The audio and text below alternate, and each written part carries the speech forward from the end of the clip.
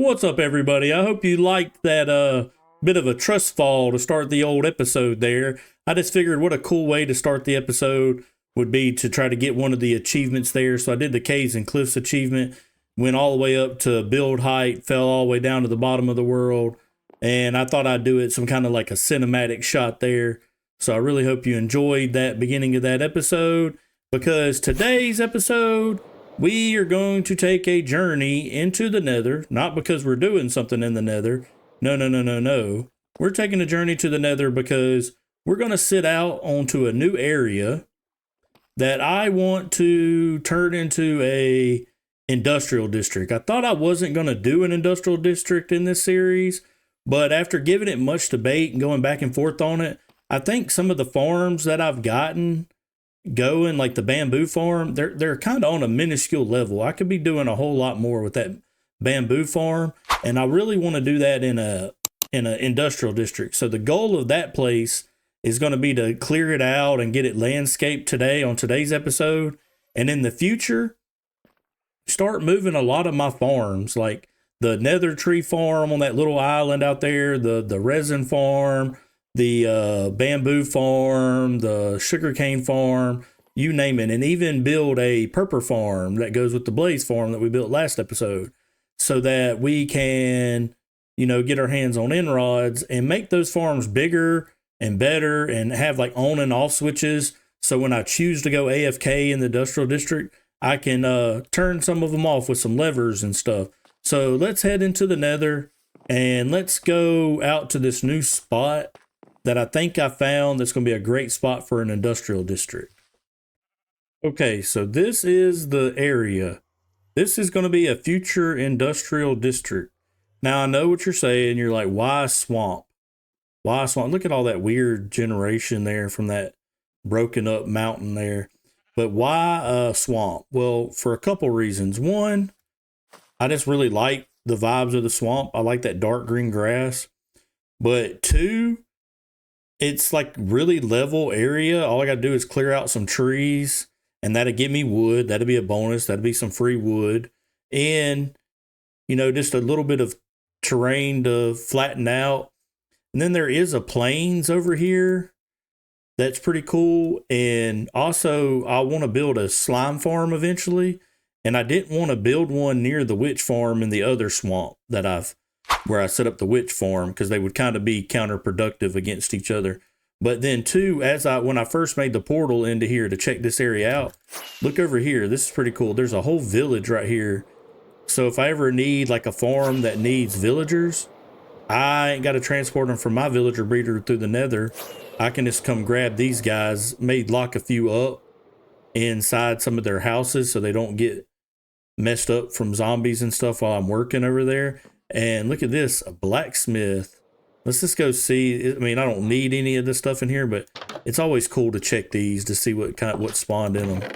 Okay, 2 iron ingots and some bread would have been, in that iron sword would have been huge starting out a fresh world. But I mean, I forget sometimes about how cool the generation of Minecraft is. I mean, you got those broken, shattered mountains, this shattered mountain with this village here that butts up to a swamp and open plains. I mean, just look at this little area right here. If you were to spawn in, sometimes you get locked into your own area for so long, you forget the beauty of Minecraft and some of the generation. But one of the first things I'm going to do is I'm going to set up like a little base camp down here, like a little working base camp. And I'm going to knock this tree down and the portal down and bring the portal down to ground level. And then I'm probably going to hit a time lapse of me, chopping some trees down, doing some terraforming. I at least want to get a big 64 by 64 area flattened out today. And that'll fit the farm that I'm going to be building in today's episode in it. And that'll be the first farm here in the industrial district. Okay, so I got my little base of operations set up here. So take it all in. Look at all the landscape, because there's the portal there. I'm going to clear that out first. But all of this is about to go. This is the before. And then here in a minute, we're going to look at the after. But right now, let's cue the landscaping slash clearing off time lapse here. I'm going to do it in a time lapse, but I'm not going to show like me taking every tree out. I'll probably show me starting it off, probably coming to an end here. But anyway, just enjoy the time lapse and see you back on at the end of it.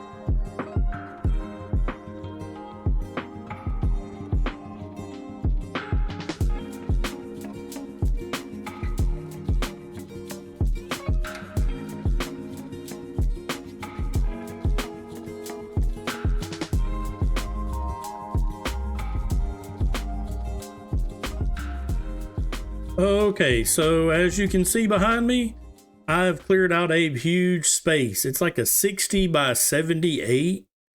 But as you can see there at the end of the time lapse there, I set myself up a haste 2 beacon here because I need to take out all of this stone that's in the way. So let me clear out the stone and replace it with grass and kind of clean up my mess here.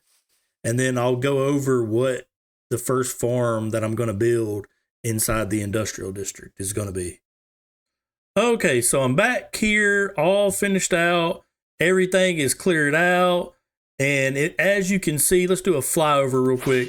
I've added in frog lights for lighting here in the industrial district, just so no mobs will mess with me.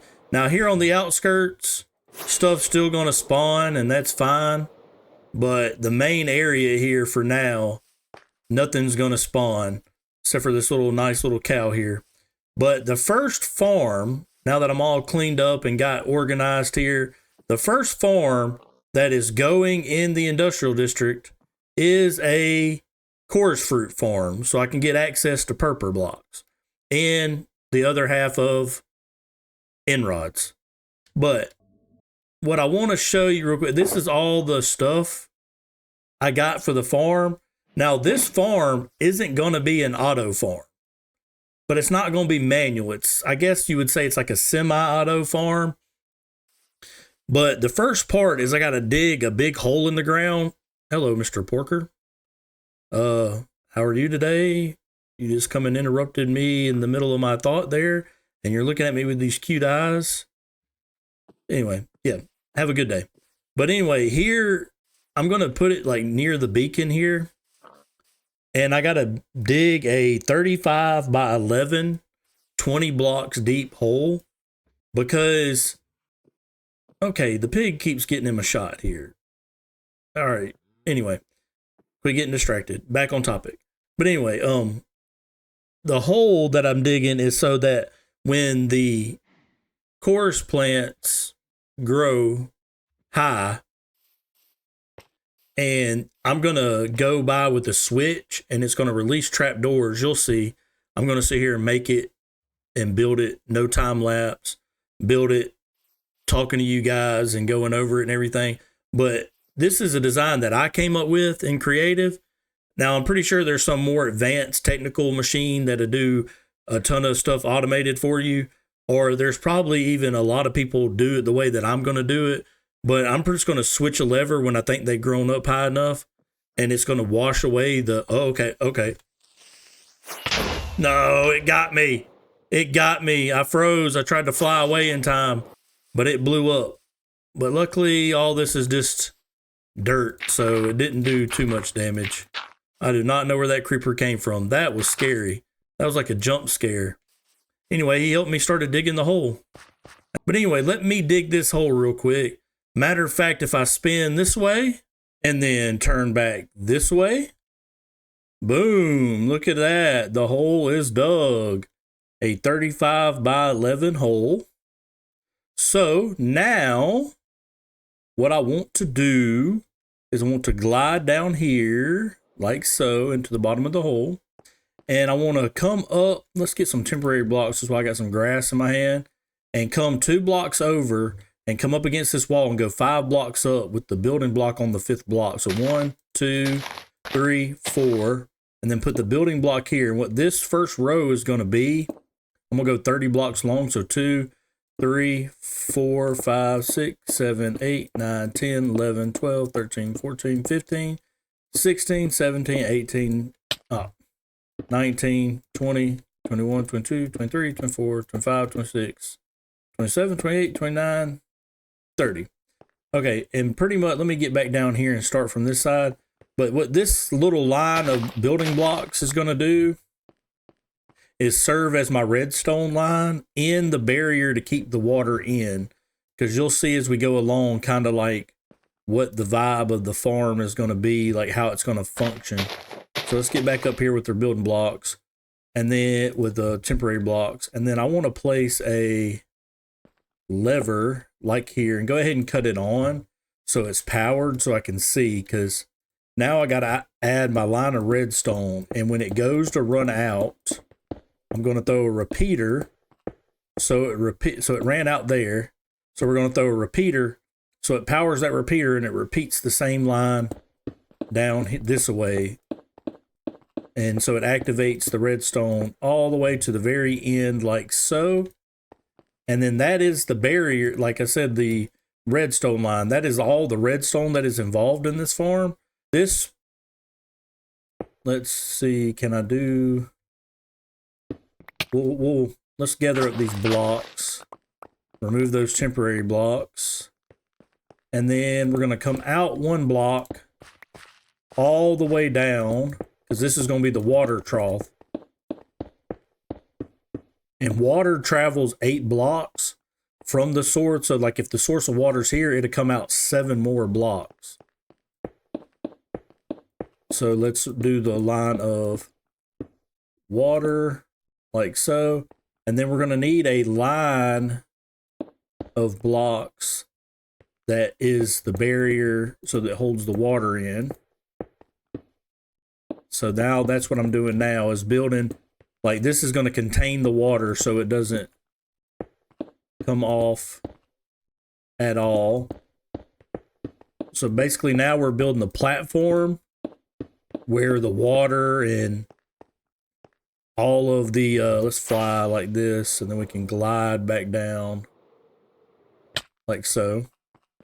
Now we're going to come back in and add the end stone in a minute. That haste beacon is throwing me off. I might need to take that beacon off. But for now, let me fill this in completely with these building blocks here, and then we'll come back and knock out the rest of the farm. So I'm just filling in the end stone like so, every other block.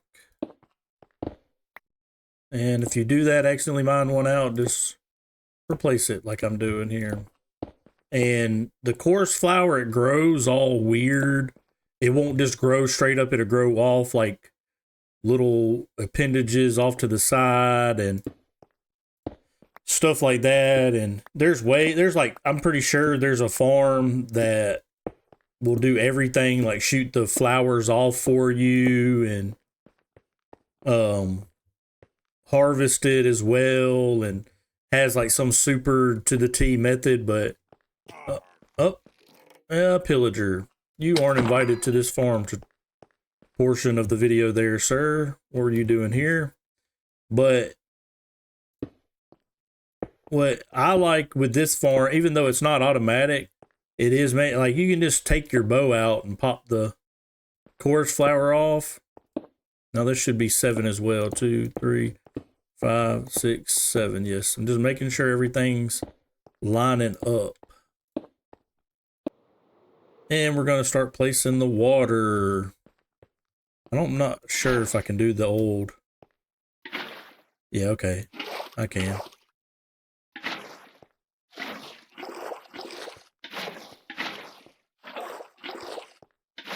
Here in a minute, once I get all the water placed, I'll just do a dry fire of it. The kind of, well, there you go. It's going to look like that. I did it with that. Keep clicking it. But yeah, I'll show you like it all ooze out, and then we're going to build a trough that goes down through here. And I was going to use ice when I was thinking about this, like I have the items skate on like water and ice. But what was happening was the blocks that you place, like when you build the little trough that goes like it's like fun, like a little stream of water, it don't, you know, water only flows 7 blocks, so, or 8 blocks with the source. So then you'd have to put ice every so often with the sign, and the items would work. It would flow down it perfect. But where if I put ice here and there's a chorus fruit growing here, chorus flower growing here, and the water washes it and the items dropped straight on the ice, they would just slide to the back of the ice and stay there. They wouldn't push this way. So I just decided to go with like a typical water trough that just gradually goes down. You just go down 1 block and keep the water flowing. So that's what we're going to implement here in just a second, once I get all the water. There we go. So let's go up here and dry fire it and make sure they're all flapping down. Oh, did not mean to do that. I am way too fast. But here we go. See, all of them fall and the water goes down, and that will harvest the chorus flowers because you can do it with water. You don't have to manually come by and hit each one. The water will harvest them. Now, I will say if it's just a coarse flower on the end stone and it hasn't grown up, the water won't knock those. It only does it when the stem comes out. So like if you ever have one here, the water will be in the way, but you can just click it, like mine it and get it out of the way, and the water will go push it on down there like the rest. And we're going to go into a double chest right here. Oh wait, it's got to go down a block.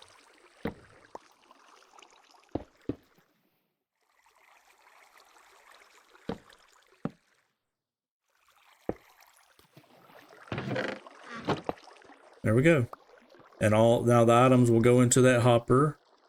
We are going to also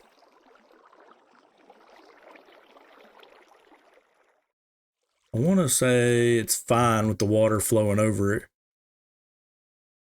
I'm not sure. I am a little worried about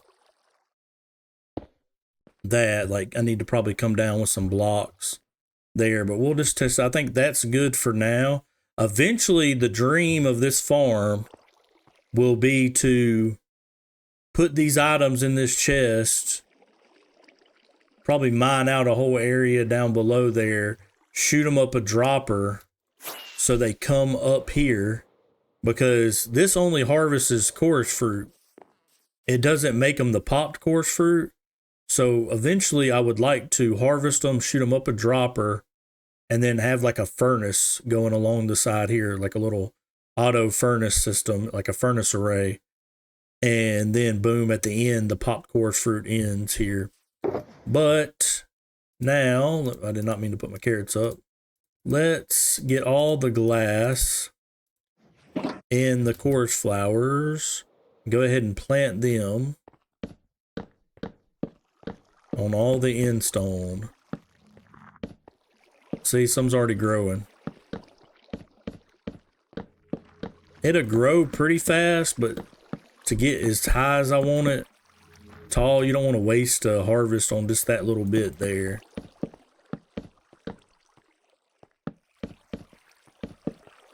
Just finish placing them like so.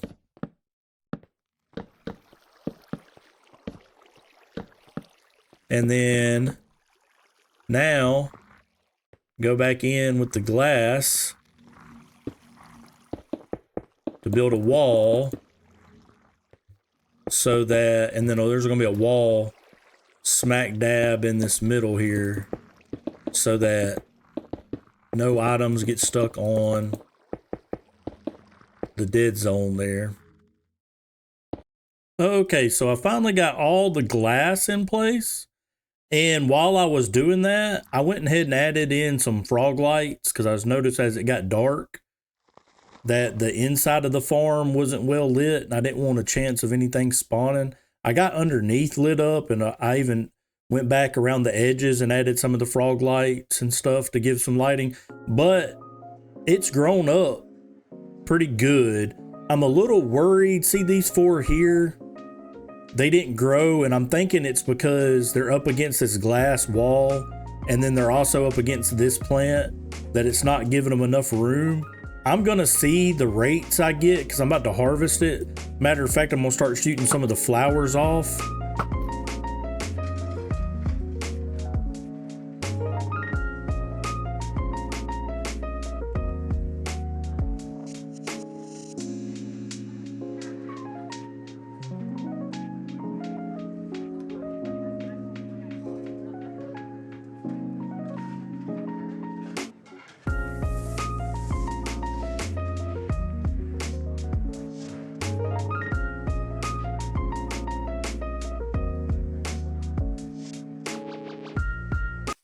There, so let's glide down here. Ooh. See, I got some extra coarse flour here.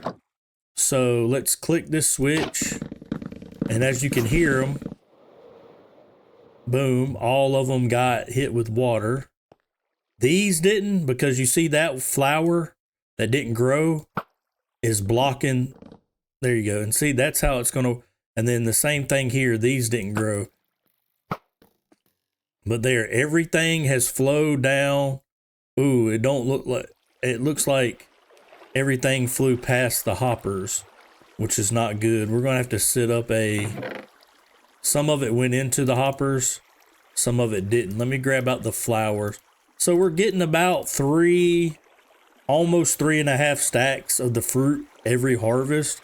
I mean, that's not bad. I'll take those odds despite it not being automated, and you got to wait for it to grow anyway.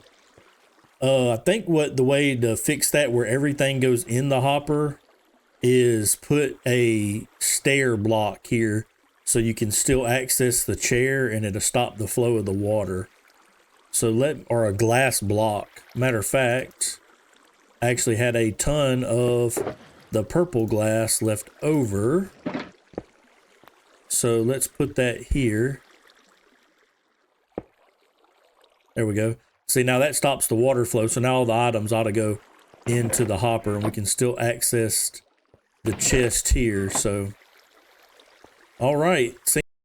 Okay, so here I am back at the kingdom, back in the base area, and after building the purple farm, I just want to do like a tiny, small build here. It's going to be like a little house, kind of like a little cottage vibes here beside the sheep farm. And I may move the shepherd in, or I may move like somebody that's going to be like a baker type vibe maybe here. I know it ain't in the shopping district area over there, like the little town district, but I felt like a little cottage could go here because I've been working in this area doing the paths and stuff and connecting everything up. And because like you can even get up and down from here now if you're purely walking. And I thought like this little area would be cool for a house, like a little small cottage. Now I got all the materials up that I'm going to need for this build, and I think I'm just going to do the exterior in today's episode. So like, maybe in between episodes or the next episodes, I'll do the interior. But I think since we built the farm on camera, this little cottage, I will just do a time lapse of it and then come back and kind of show the build off when it's completed. And again, this is just the exterior. So enjoy the cottage building time lapse.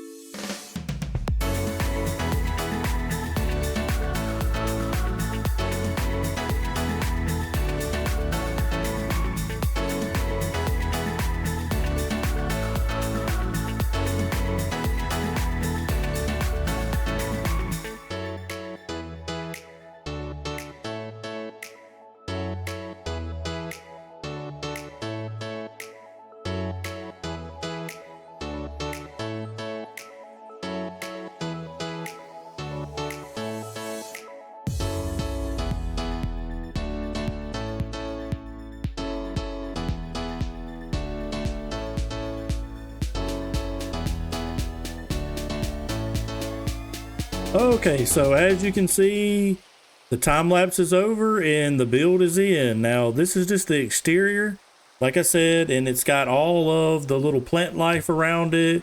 Like, I really like this, the warp nylium kind of gives like this blue grass vibes, like it's some darker shade of grass with the little grassling things there, and little mushroom vibes with moss and the azalea bushes to make taller bushes, azalea leaves and stuff.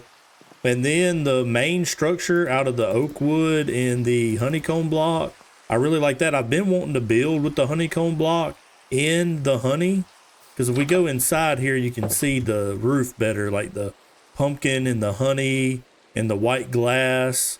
I really like that combo. I think that turned out really well. I will eventually put an interior in. Oh, missed a log there when I was stripping them. And I went with like a little circular thing just to kind of give it a cottage vibe. And let me know in the comments what you guys think. I mean, I like it. I like the build overall. I mean, it's a little tight, tucked in here next to the wool farm. But that's what I want to start doing, is like all this dead space in between the paths and all over that I've got where I just put big builds in. I want to start adding other smaller things. Now, this cottage ended up being a little bigger than I wanted. I could have probably shrunk it a tad, but at the end of the day, I mean, it fits in here nicely. I got to do some terraforming around here. And as you saw, I need to probably light up that hillside because I was getting bombarded with a bunch of mobs while I was trying to peacefully build my little cottage there. And I'll move a villager in there, might make him a shepherd and everything when I do the interior.